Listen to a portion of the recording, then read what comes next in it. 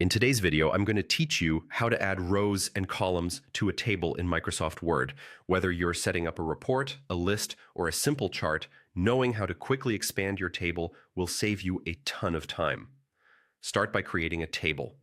With your document open, go to the top of the screen and click the Insert tab. From there, choose Table. You'll see a grid appear. As you move your mouse over the grid, Word previews the table size right on your page. Hover across and down to pick the number of columns and rows you want to start with, then click to place the table into your document. Don't worry if you're not sure about the exact size yet. You can easily add more rows or columns in a moment. Once your table is on the page, click inside any cell to activate the table tools. At the top, you'll see the Layout tab for tables. This is where the insert options live.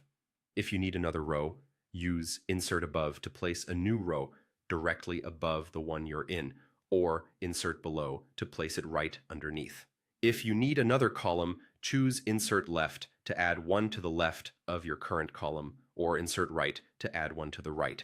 These commands place the new row or column exactly where you need it relative to your cursor, so make sure your cursor is in the right cell before you click. There's also a quick way to do the same thing with a right click. Click inside any cell, then right-click to open the context menu. Choose Insert, and you'll see the same set of options. Insert row above, insert row below, insert column left, and insert column right. Pick the one you need, and Word will add it instantly.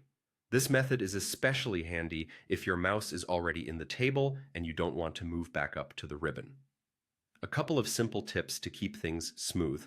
If you don't see the Layout tab, make sure your cursor is actually inside the table.